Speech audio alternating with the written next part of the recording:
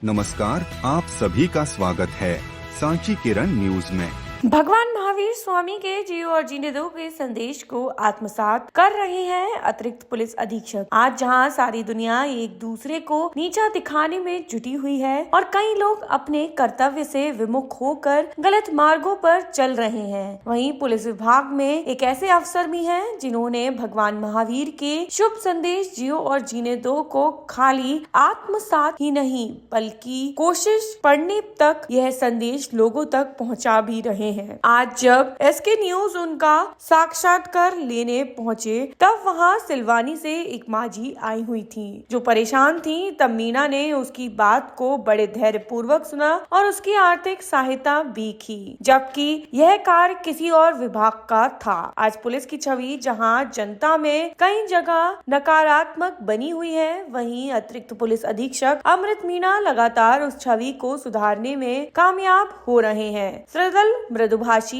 एवं हमेशा सहयोग करने वाले मीना जी एक ऐसा इंस्टीट्यूट भी चला रहे हैं जहां कई बच्चों को निशुल्क शिक्षा दी जा रही है। मीना जी का मानना है कि पुलिस आपकी मित्र है और वह हमेशा आपकी सहायता करना चाहती है। साथ में उन्होंने कहा कि पुलिस का यह कर्तव्य भी है कि वह जनता की हमेशा सहायता करे। अपराधों से हटकर मीना जी से की गई खास बातचीत पेश है। रायसेन से संवाददाता राकेश जैन की रिपोर्ट, एसके न्यूज। सर, अपना शुभ नाम क्या लिखते हैं?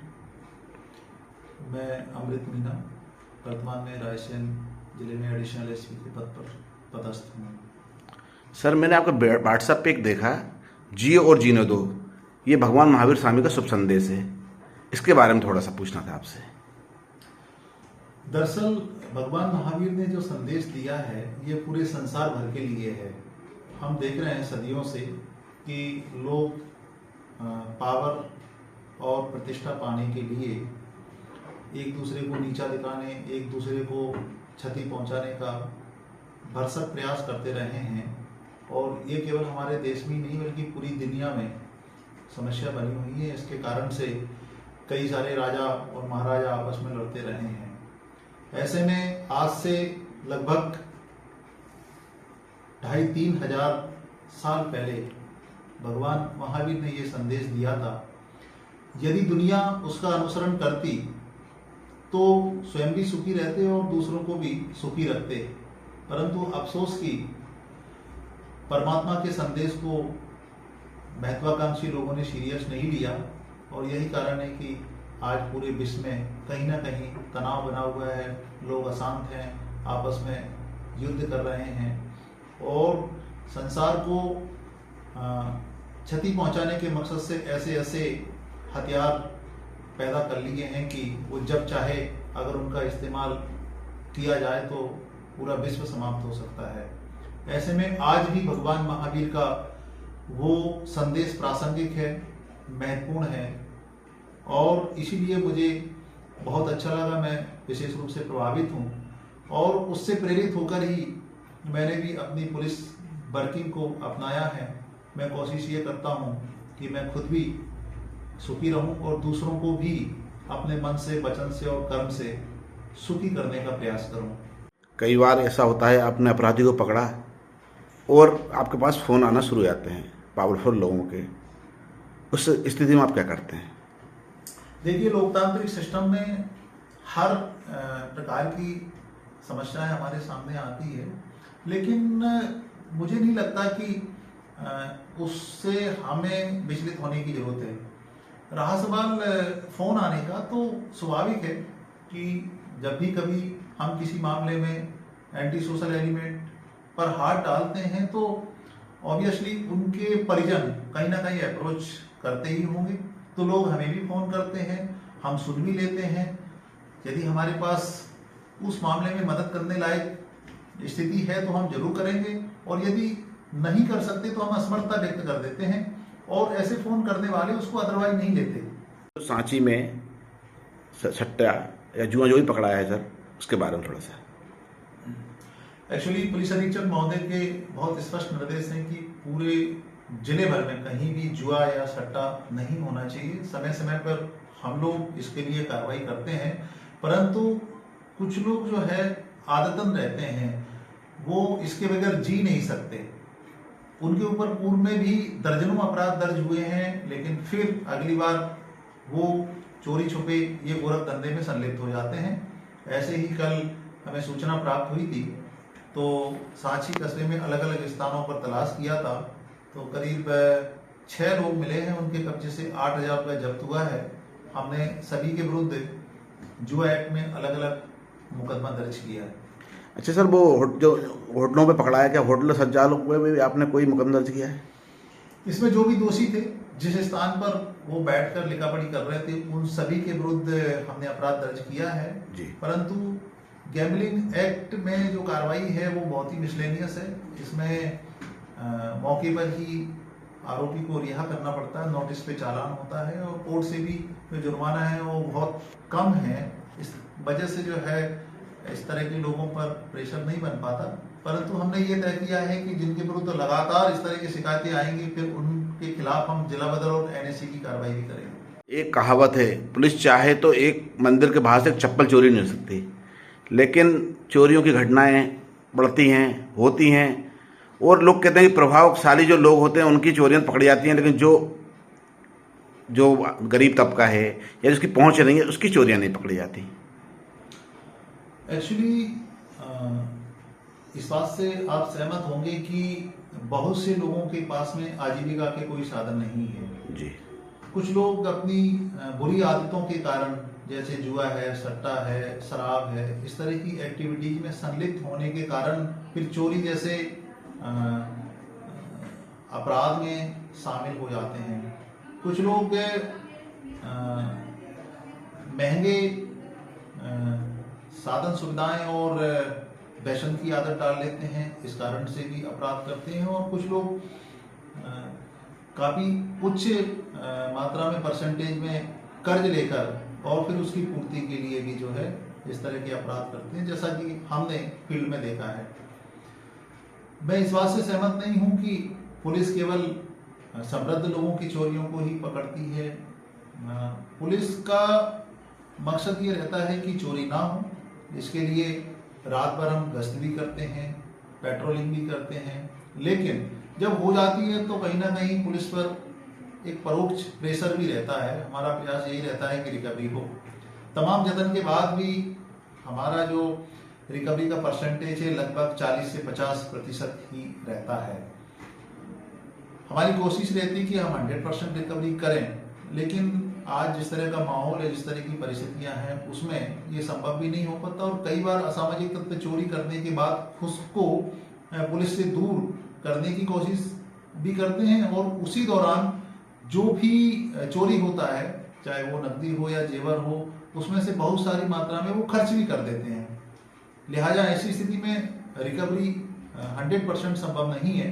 फिर भी हमारा प्रयास रहता है कि लोगों ने चूंकि खून पसीने की कमाई से अपनी जो भी चल संपत्ति अर्जित की है, उसे असामाजिक तत्व छीन कर या चोरी करके ना ले जाए। लिहाजा पहले तो हमारा प्रयास ये रहता है कि वारदात ना हो, यदि हो जाए तो हमारी ये कोशिश भी रहती है कि अधिकतम रिकवरी हो। अधिकतर पुलिस की छवि लोगों के हृदय में डर बैठा रहता है। पुलिस की वर्दी, पुलिस थाना, पुलिस ऑफिस आने में, इस छवि को आप कैसे तोड़ेंगे? मुझे लगभग इस विभाग में 24 साल होने जा रहे हैं। करीब 10-12 जिलों में अपनी सेवाएं दे चुका हूं।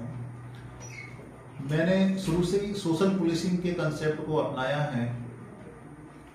मैं इस बात से सहमत हूं कि पुलिस विभाग जो लोगों की जान माल की सुरक्षा के लिए मुख्य रूप से तैनात किया गया है, उसकी ये सबसे बड़ी जिम्मेदारी है, और वो इंटरनल लेवल पर अपनी इमेज को लेकर चिंतित है।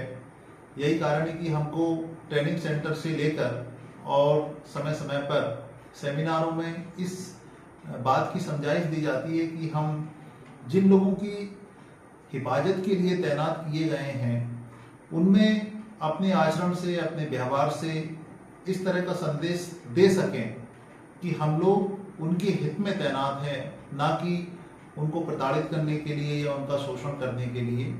यही कारण है कि हम इस सोशल पुलिसिंग के कंसेप्ट के माध्यम से लोगों को बताने का प्रयास करते हैं, लोगों को ये कोशिश करते हैं कि हम उनकी सेवा के लिए, उनके भले के लिए तैनात हैं, ना कि उनको परेशान करने के लिए।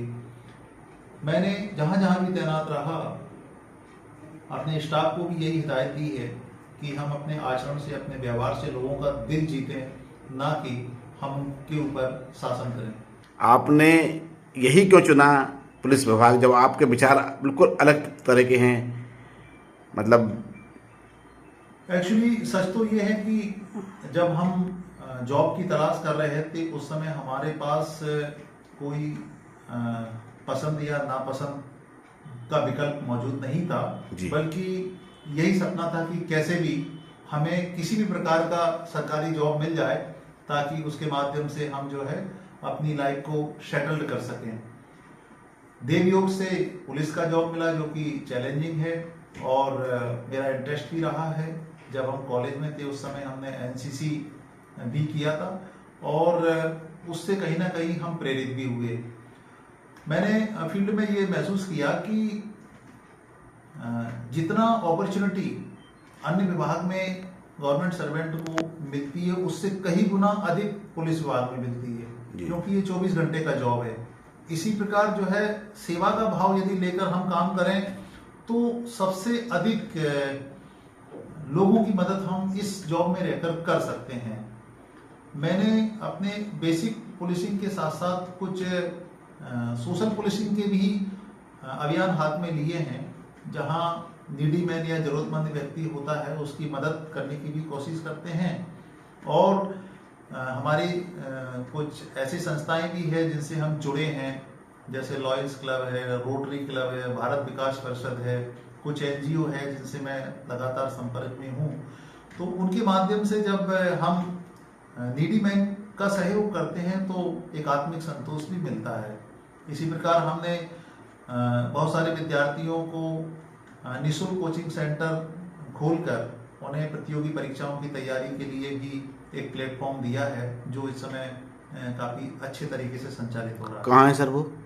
ये हमने गुना जिले के बीनागंज में स्टार्ट किया है जी, जहाँ प्रतियोगी परीक्षाओं की तैयारी करने के लिए हमने निःशुल्क कोचिंग सेंटर प्रारंभ किया है।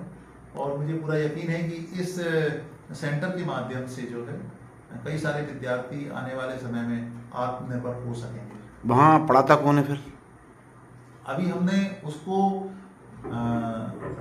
एलईडी के माध्यम से दिल्ली से कनेक्ट किया है, ब्रॉडबैंड कनेक्शन लिया है जी। तो पार्ट टाइम जो है दिल्ली में जो यूपीएससी और पीएससी के कोचिंग इंस्टीट्यूट हैं वहाँ से जोड़ रखा है, और इसके साथ लोकल के कुछ ऐसे टीचर भी रखे हैं जो बड़े बड़े महानगरों और नगरों में जाकर पूर्व में कोचिंग कर चुके हैं जिनको पढ़ाने। हम आए हैं श्री अमृत मीणा जी के पास। आप हैं अतिरिक्त पुलिस अधीक्षक। आपने कहा जो महावीर स्वामी शुभ संदेश है, जियो और जीने दो, वही संदेश अपना रखा है मीणा जी ने। आपने हमसे चर्चा में बताया कि पुलिस आपकी दुश्मन नहीं बल्कि मित्र है। जब भी कोशिश बनती है सर से सामाजिक कार्यों में लग जाते हैं। उन्होंने बताया कि हम बच्चों की पढ़ाई के लिए भी काफी प्रयास कर रहे हैं। गुना में आपका इंस्टीट्यूट चल रहा है और सर का ये प्रयास रहता है कि कोई भी परेशान व्यक्ति आए उसकी समस्या को हल करें। अभी मैं बैठा हुआ था, यहाँ एक मांझी आई थी सिलवानी से, सर ने उसकी आर्थिक सहायता की, जबकि सर का काम नहीं था, वह किसी और विभाग का काम था। ऐसे अच्छे पुलिस अफसर ही इस देशभक्ति और जनसेवा को अच्छी तरह से अपना रहे हैं